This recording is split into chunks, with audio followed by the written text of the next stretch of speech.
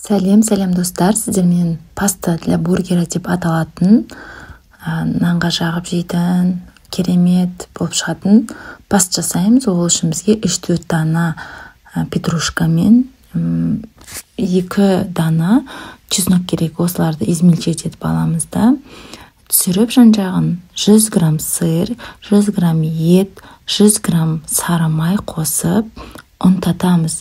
Яғни 1 минут 10 жылдамдықта ұнтатып алып термомикстің көмегімен дайындап аламыз.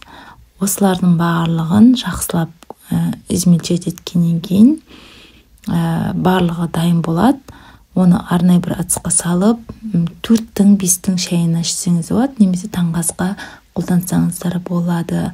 Ас болсын, өте дәмді болып шығады. Сіздер де солай жасап көріңіздер.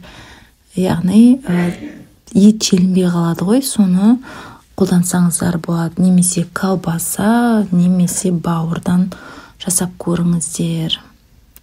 Ас болсын, лайк басыңыздар.